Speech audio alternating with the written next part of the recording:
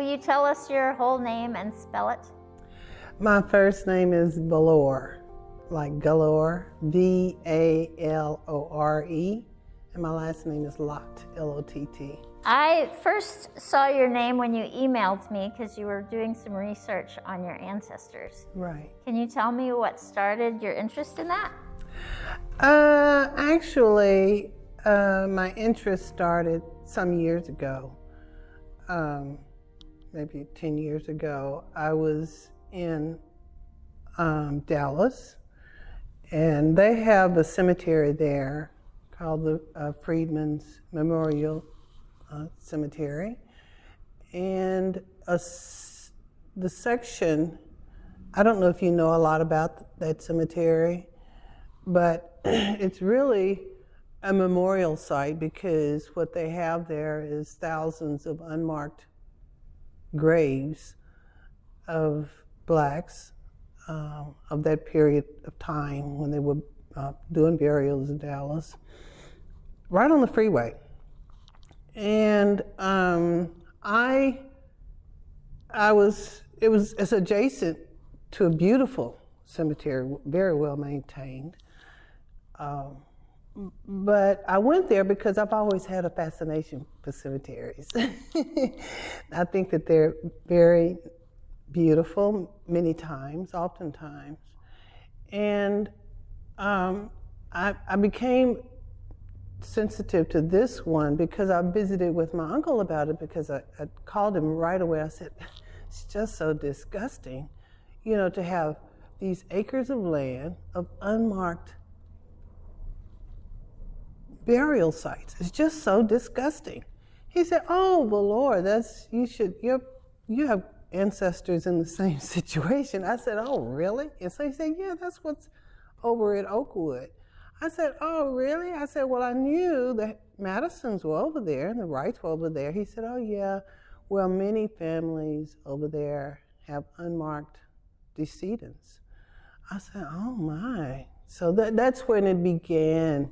And we had long conversations. Well, my uncle passed away about 3 years ago, and I inherited a lot of his research. His work was very longhand. He was in his 80s, worked at the library in San Antonio as a volunteer. He did things longhand, not very computer literate.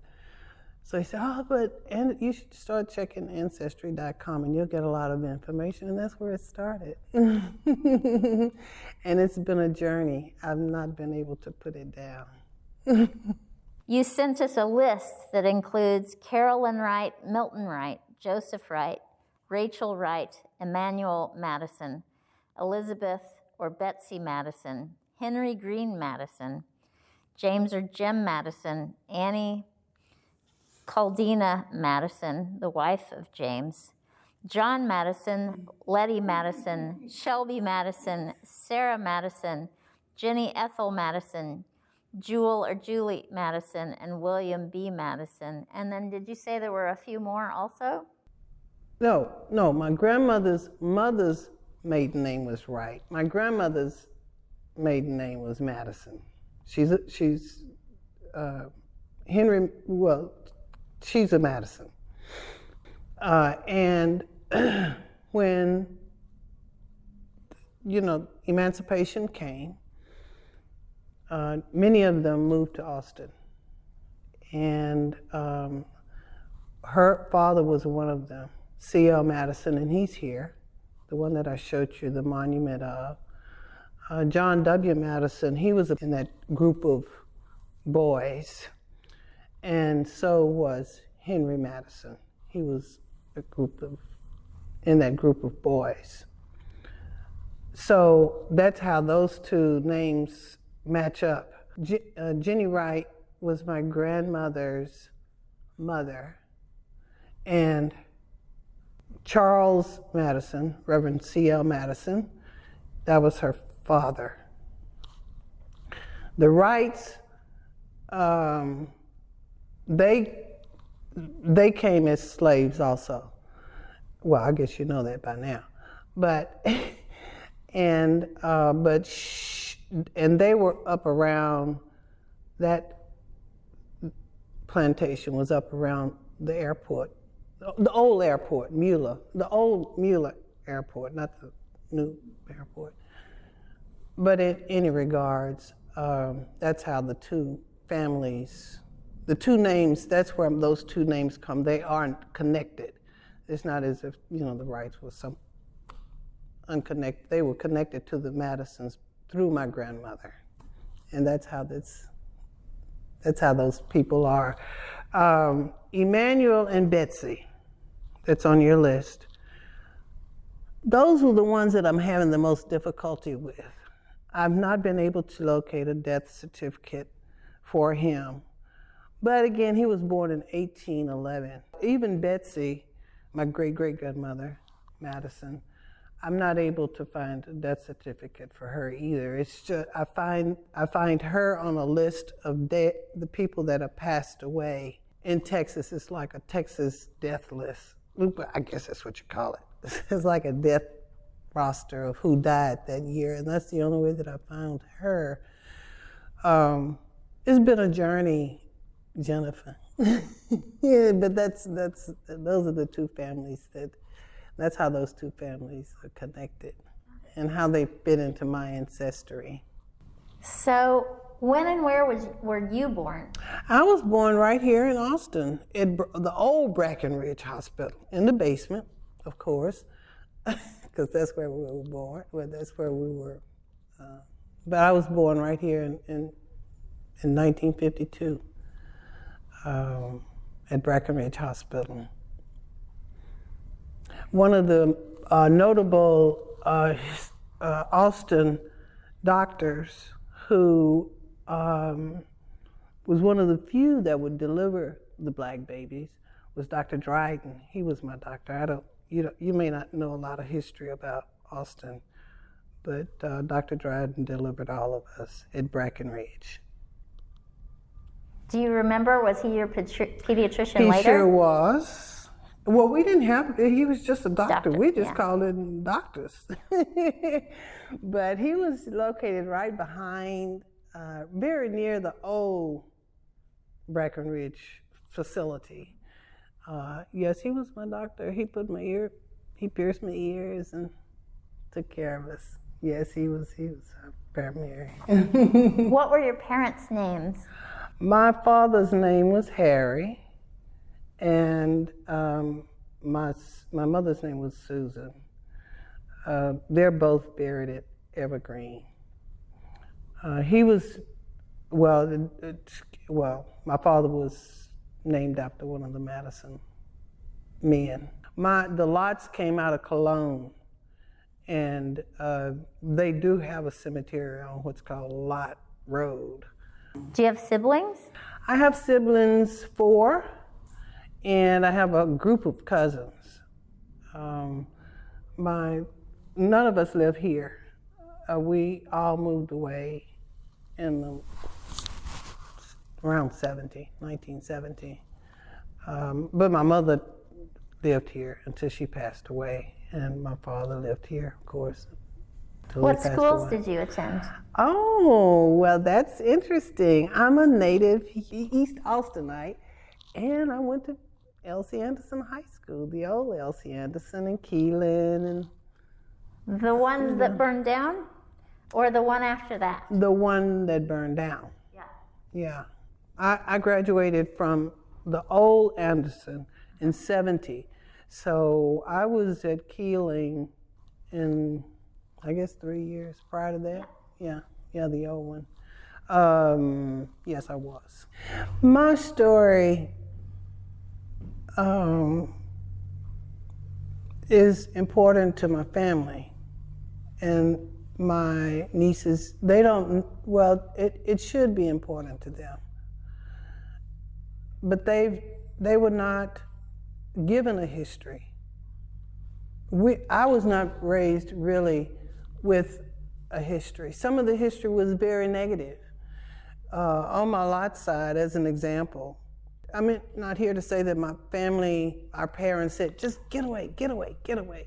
But at the time that I left Austin in 70, and even before that, parents felt like, well, you should, Austin may not be the best place. And in 62, when all over the country,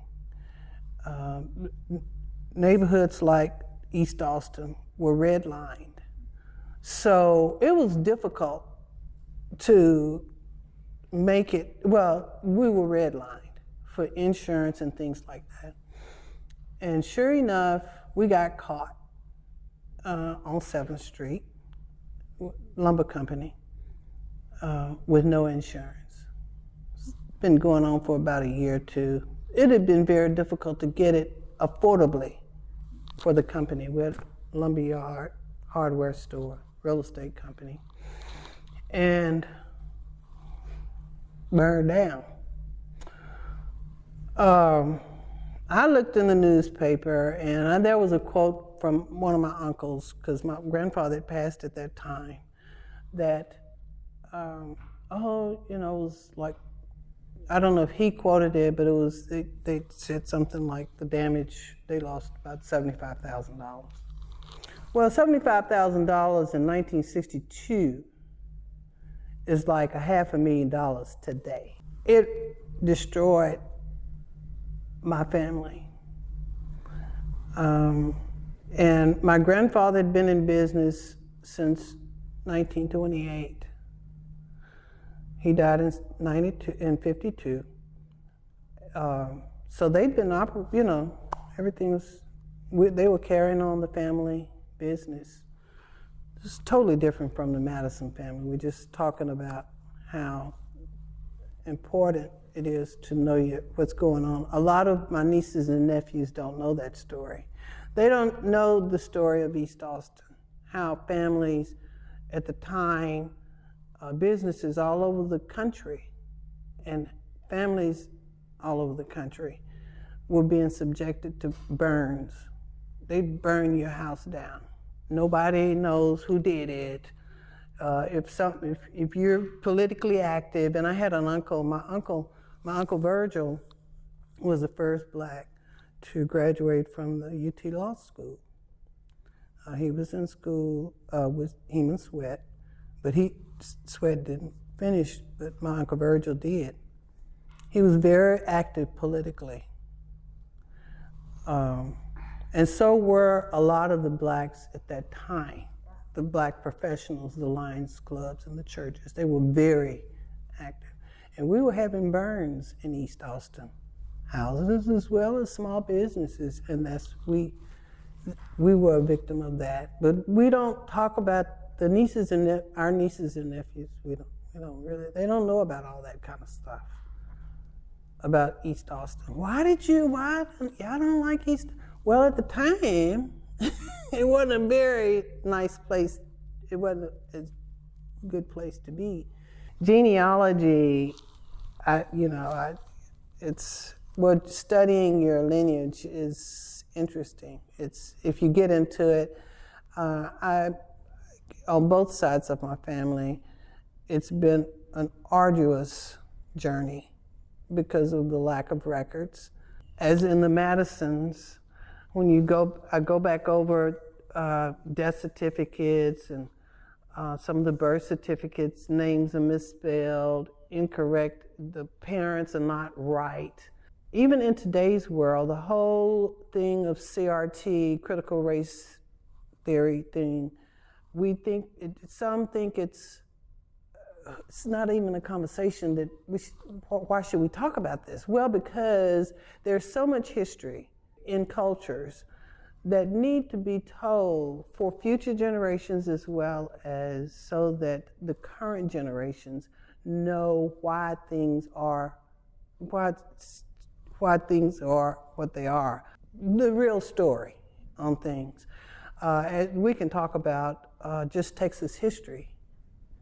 I live in Houston, and I never thought about the name Fannin. And his ancestors are nowhere around. But, he was an idiot. But we've glorified him, we haven't glorified him, but we've named a street after him. Fannin is a big name in Houston.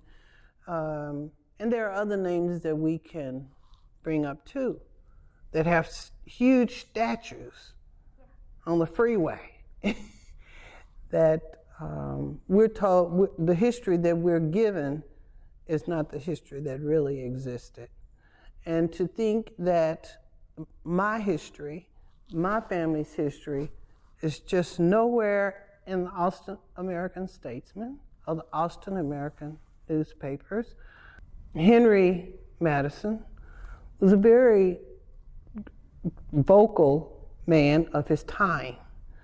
He was my uncle, but you see very little about him in the newspaper, in the Austin American Statesman, as far as history, as far as black history in Austin, Texas. It's interesting. Yes, it's really rather disgusting. We can smile about it as we talk about it, but it's heartbreaking to think that someone thought so little of you that they would just put you in the ground and not even record your name on a piece of paper to say that you are here. Or if that piece of paper was there, you didn't take the time to spell the name correctly or even or even say where you were located. It's disheartening. 1167 Angelina, where the museum is, that's the address of my grandmother. They lived there. My Uncle Harry lived on that lot where the museum is right now. You can go to the census and you'll see it says 1160. Yeah, 1167 Angelina, and I remember it quite vividly because actually the house was not torn down, I don't believe, until the 60s. Because the main museum, the old library was there, of course, but during urban renewal, that's when my uncle, my grandmother, and he moved across the street. He moved in a senior citizen facility across from the Rosewood Projects. There was a senior citizen apartment complex there. When urban renewal, I believe it was urban renewal that took that property. Do you know what church they went to when they lived in that neighborhood? And Wesley, I grew up in Wesley. Mm-hmm. Yeah, I grew up in Wesley. On my father's side, my grandfather, Valore Lott, helped build that church. He was a builder on 7th Street, and his name is up there on the marquee as the man, Valore Lott. But the church is just, one block over. You can see the church from the library, and that's where I grew up. I grew up in that church, Wesley United Methodist Church. C.L. Madison, my great-grandfather, he was mainly with the Methodist Church. His first church was about 3 blocks from Woodridge Park. It was an AME church. And he later on was assigned to Luling, Texas as a Methodist minister. But historically, my family has been in the Methodist Church. The church that he was at was on Nueces, actually. And it's about 2 blocks from the Woodridge Park. However, in the mid and late 1800s, blacks were, in clusters around the city, and there was a nearby cluster to Woodridge Park, which is called Clarksville.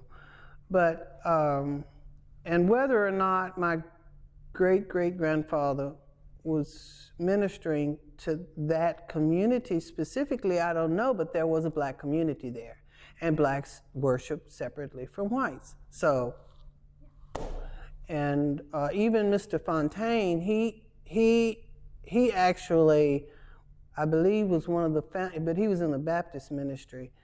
he was one of the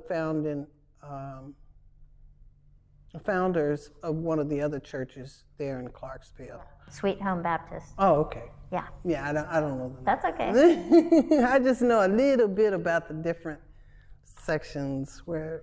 What part of Austin did you grow up in? I grew up in East Austin, and most of the Madisons actually lived right there at 11th Street and 35. They all live right there. My Betsy Madison was one of the founding ladies, so to speak, not of the Baptist Church, but of Ebenezer. And I have a picture of her, but it's just a clipping kind of picture of her. But that's where they grew up, and that's where John Madison was, the police officer. I think he was on 11th Street or somewhere like that. But East Austin. I grew up 2 blocks from the old L.C. Anderson High School. On what street? Graham Street, behind the dump. Well, it was an incinerator. I had an incinerator on the front porch and the railroad track on the back porch. Blacks were basically in East Austin. There were portions of South Austin where blacks still lived, and of course in Clarksville. But most blacks lived in East Austin, and further up East Austin would be called St. John's, and it's still called St. John's Community. But we were all pushed over on the east side.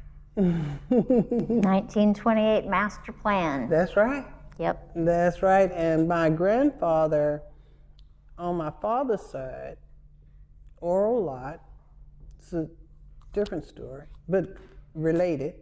He had a real estate company with a man by the name of Mosby on San Jacinto, 605 San Jacinto, right at the corner of Highway, 6th Street, because 6th Street used to have a lot of black businesses and stuff along there. They made money salvaging old buildings and things around the University of Texas and the Capitol in 1930, 31. And that's how they made their money. And those salvage materials, they were bringing over here because people were being pushed over to the east side. And that's how he got started in the real estate business. And he operated for 20 years down on 7th Street. What did your family reunions mean to you growing up? Nothing. Absolutely nothing. I was just a child. And I would say that not until late in life did any of it mean anything to me. As you get older, the sky is bluer. It's true. As you get older, you see things that you didn't see as a young child. As I got older, I saw my aunts and uncles differently, and I have a greater appreciation from having gone to family reunions and seeing the love that other family groups within my family group, the love that they have for each other, and being able to put faces with names that I'd heard about. When I was not until late in life, Jennifer, did I have a great appreciation for family reunions. As a child, I had a whole lot of appreciation for it because then I got to see all my cousins and we could play and this and that and this and that, but I didn't want to hear it as a young adult about who Aunt Sue was or who Uncle John was or who Uncle Harry was. I didn't want to hear that. But now I want to know. And family should know. It makes you feel like you are somebody when you have family. Did you have children? No, never had children. So You talk about your nieces and nephews, yes? we were all very close. And that's what happens when you don't have family reunions. Stories of generations and what happened in previous generations don't get passed on. Well, I may have distracted you because I'm so excited about being here. I'm so excited about and learning. having the opportunity to say that my family was somebody, not necessarily somebody prominent or somebody that was the first black alderman or one of the first black, just to say that they were somebody and that they're here and that they have some family that's come here to claim them, so to speak. So if I seem a bit excited, I am, just to have this opportunity to say to somebody that, that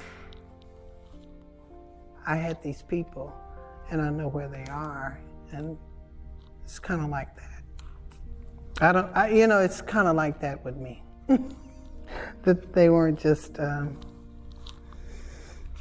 throwaways.